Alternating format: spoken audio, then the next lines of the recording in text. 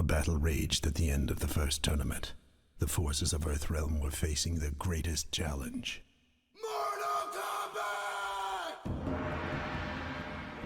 Dua kata, hanya dua kata, diucapkan dengan suara bass yang menggelegar, yang tidak hanya mendefinisikan sebuah franchise game, tapi juga memicu badai kontroversi global, mengubah industri game selamanya, dan melahirkan sebuah ikon budaya pop.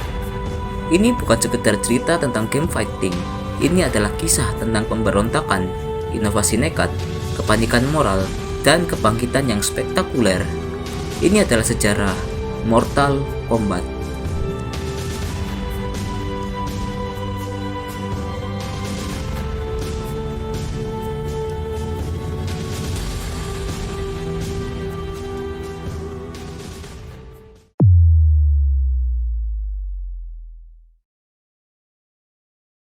Semuanya dimulai di Chicago. Pada awal tahun 1990-an, kancah arcade didominasi oleh satu raja, Street Fighter II, perusahaan game bernama Midway yang saat itu dikenal dengan game-game arcade seperti Rampage dan Narc, ingin ikut serta dalam demam game fighting. Mereka menugaskan sebuah tim kecil, sangat kecil. Pada intinya, hanya ada 4 orang, Ed Boon sebagai programmer, John Tobias sebagai seniman dan desainer, John Vogel sebagai seniman grafis, dan Dan Forden sebagai desainer suara. Ide awal mereka sangat berbeda. Mereka ingin membuat sebuah game fighting yang dibintangi oleh bintang film laga yang sedang naik daun saat itu, Jean-Claude Van Damme. Bayangkan sebuah game berjudul Van Damme, di mana sang bintang Bloodsport melawan berbagai musuh. Mereka bahkan sudah membuat demo, tapi kesepakatan itu gagal. Van Damme tidak tertarik atau terikat kontrak lain. Proyek ini hampir mati, tapi Boon dan Tobias tidak menyerah. Mereka berpikir, jika kita tidak bisa mendapatkan Van Damme, kita akan membuat Van Damme kita sendiri. Maka, lahirlah karakter baru, seorang bintang film Hollywood arogan yang ahli bela diri, Johnny Cage.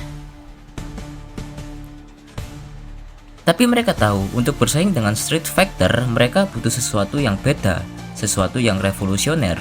Keputusan mereka berikutnya adalah sebuah gebrakan. Alih-alih menggunakan grafis animasi sprite yang digambar tangan seperti Street Fighter, mereka menggunakan aktor sungguhan. Mereka menggunakan teknik yang disebut digitized sprites.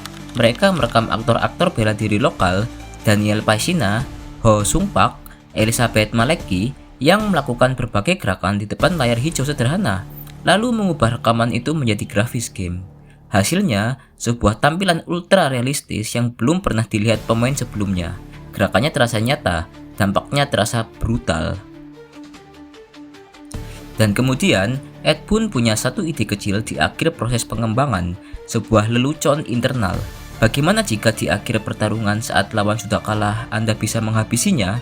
John Tobias awalnya ragu, tapi mereka mencobanya. Lahirlah Fatality.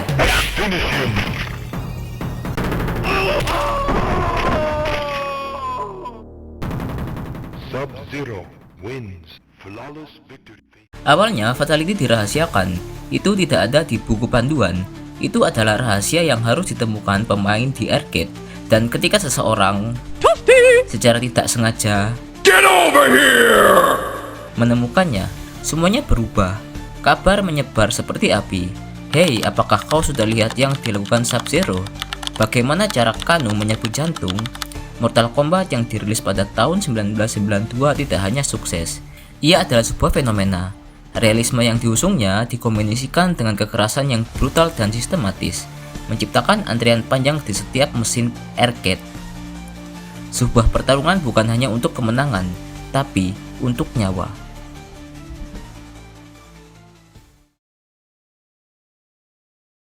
Anak-anak menyukainya, tapi tentu saja orang tua membencinya. Ketika Mortal Kombat diporting dari arcade ke konsol rumahan, Super Nintendo dan Sega Genesis pada tahun 1993, badai itu menghantam ruang keluarga. Perdebatan terjadi. Nintendo dengan kebijakan ramah keluarganya menyensor versi game mereka. Darah merah diganti menjadi keringat abu-abu, dan Fatality yang paling brutal diubah atau dihilangkan. Di sisi lain, Sega dengan sikap keren dan dewasanya merilis game itu dengan semua darah dan kekerasannya. Jika Anda memasukkan kode rahasia seperti A, B, A, C, A, B, B, kode Blood Code itu sendiri menjadi legenda. Kalian tebak versi mana yang terjual lebih banyak? Versi Sega Genesis mengalahkan versi Super Nintendo dengan telak. Pesannya jelas, pemain menginginkan pengalaman arcade yang otentik, sedarah apapun itu. Tapi kesuksesan ini harus dibayar mahal. Media massa mulai memperhatikan. Outlet berita, politisi, dan kelompok orang tua terkejut. Bagaimana bisa mainan anak-anak ini berisi pencabutan tulang belakang? Bagaimana bisa ini legal? Polemik ini mencapai puncaknya pada bulan Desember 1993. Sebuah sidang dengar pendapat diadakan di Senat Amerika Serikat, dipimpin oleh Senator Joe Lieberman dan Herb Kohl. Sidang ini secara khusus menargetkan Mortal Kombat, bersama dengan game lain seperti Night Trap. John Tobias dan Ed Boon, dua kreator muda dari Chicago, tiba-tiba berada di bawah sorotan lampu Kongres, dituduh merusak generasi muda Amerika. Sidang itu adalah sebuah sirkus media. Para senator menunjukkan cuplikan fatality dan menuntut pertanggungjawaban dari industri game. Hasil dari sidang ini adalah sebuah ultimatum bagi industri. Atur diri kalian sendiri atau kami yang akan mengatur kalian. Takut akan regulasi pemerintah yang ketat, industri game bertindak cepat. Pada tahun 1994, mereka membentuk sebuah badan independen baru, Entertainment Software Rating Board atau yang disingkat ESRB. E for Everyone, T for Teen, dan yang terpenting M for Mature. Ironisnya, Mortal Kombat tidak hanya menciptakan rating Mature, ia juga menjadi simbol pertama dari rating tersebut. Dalam upaya untuk membungkam game itu, para politisi justru telah memberinya stempel persetujuan resmi bahwa game ini adalah game paling keren, paling terlarang, dan paling dewasa di pasaran. Mortal Kombat telah mengubah aturan main selamanya.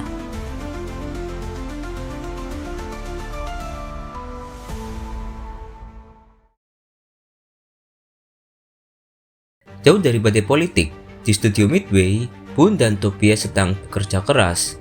Mereka tidak terintimidasi, justru sebaliknya mereka terinspirasi. Pada tahun 1993, hanya setahun setelah yang pertama, mereka merilis Mortal Kombat 2. Dan ini adalah sebuah mahakarya. Mortal Kombat 2 mengambil semua yang berhasil di game pertama dan melipat gandakannya. Grafis lebih baik, lebih gelap. Roster karakternya berlipat ganda, memperkenalkan kita pada Kitana, Milena, Baraka, dan sang kaisar bengis, Shao Kahn. Dan fatalities, sekarang setiap karakter punya dua. Ditambah lagi, sebagai respon cerdas terhadap kritik, mereka menambahkan friendship dan babality. Mortal Kombat 2 adalah raja arcade yang tak terbantahkan, sebuah fenomena global, rahasia di dalam rahasia, pertarungan melawan Jet, merokok dengan Noob Saibot, semua itu membangun mitologi yang kaya.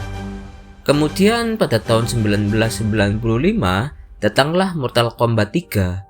Game ini membawa pertarungan ke bumi, memperkenalkan karakter ikonik seperti Chirax dan Sektor, dan menambahkan mekanik baru, tombol run and chain combos.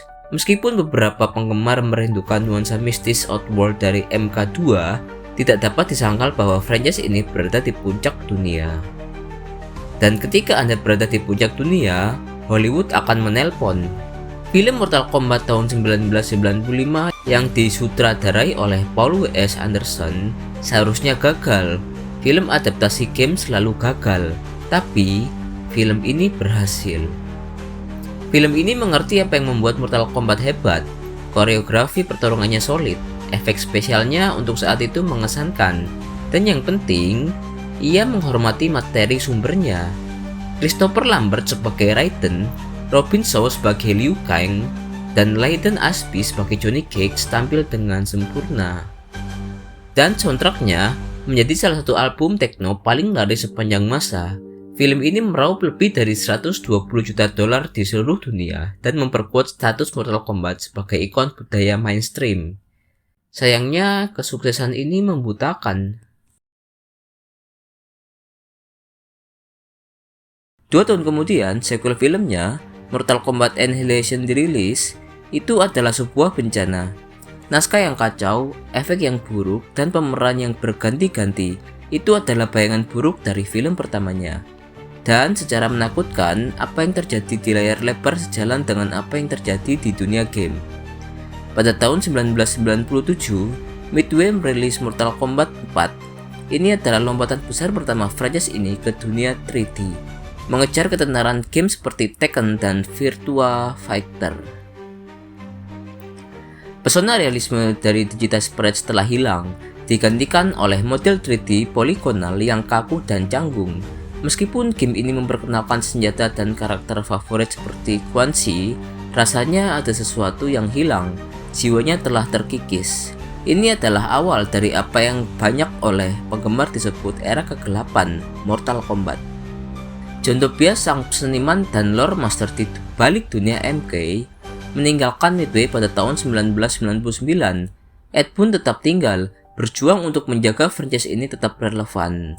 Mereka mencoba segalanya. Mortal Kombat Deadly Alliance pada tahun 2002 adalah upaya yang berani, merevitalisasi seri konsol baru dengan sistem pertarungan yang dirombak total dan mode conquest yang mendalam. Deception melanjutkannya dengan lebih banyak inovasi. Tapi kemudian datanglah Mortal Kombat Armageddon pada tahun 2006. Sesuai judulnya, ini adalah game yang ingin mengakhiri segalanya. Setiap karakter dari setiap game Mortal Kombat ada di dalamnya. Hasilnya adalah roster yang membengkak namun terasa dangkal. Franchise ini tenggelam oleh bebannya sendiri. Diikuti oleh Mortal Kombat vs DC Universe yang aneh dan diberi rating T untuk remaja, rasanya Mortal Kombat telah melupakan identitasnya. Dan paku terakhir di peti mati Midway, perusahaan yang membangun Mortal Kombat, bangkrut pada tahun 2009. Bagi dunia, sepertinya ini adalah akhir.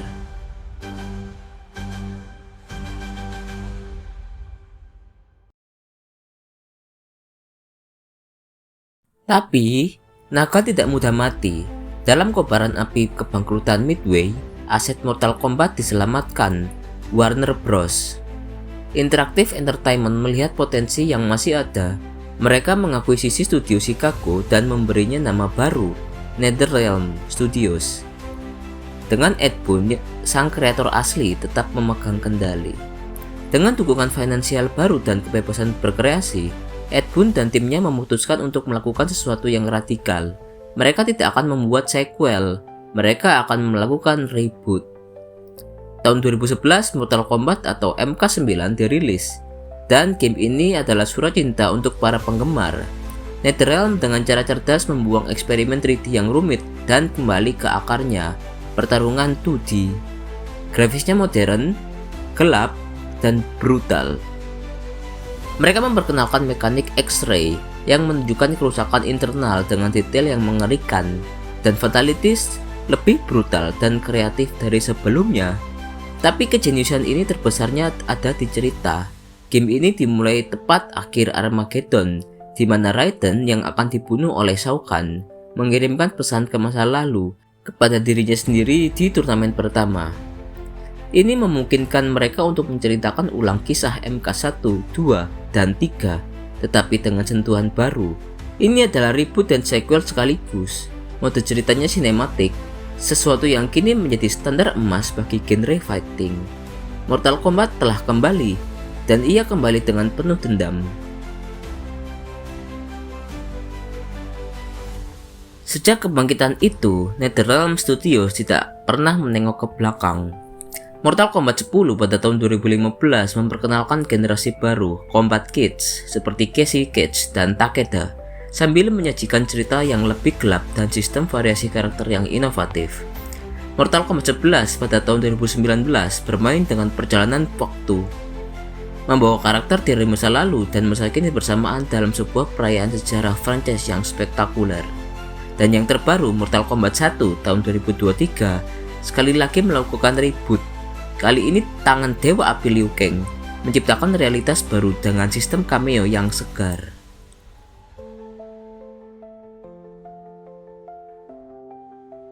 Tiga dekade telah berlalu sejak Ed Boon dan Tobias bermimpi membuat game Jean-Claude Van Damme sejak mesin arcade pertama itu berdengung di Chicago. Apa warisan Mortal Kombat? Ya, itu adalah kekerasan, itu adalah darah dan fatality, tapi itu lebih dari itu. Warisan Mortal Kombat adalah keberanian untuk berbeda. Warisan adalah penciptaan rating Major dan ESRB. Warisannya adalah bukti bahwa game fighting bisa memiliki cerita yang dalam dan sinematik. Lebih dari segalanya, Mortal Kombat adalah studi kasus tentang ketahanan, sebuah franchise yang mendefinisikan sebuah era, jatuh dari kejayaan, nyaris mati, namun bangkit dari abunya, lebih kuat, lebih brutal, dan lebih relevan dari sebelumnya. Di dunia yang penuh dengan game yang aman dan mudah dilupakan, Mortal Kombat berani menjadi kontroversial. Ia berani menjadi berdarah, dan itulah mengapa setelah puluhan tahun, kita masih belum bisa berhenti memainkannya. Terima kasih telah menonton. Jika Anda menyukai sejarah game ini, jangan lupa untuk like, subscribe, dan berikan komentar di bawah. Apa kenangan Mortal Kombat favorit Anda? Sampai jumpa di episode berikutnya.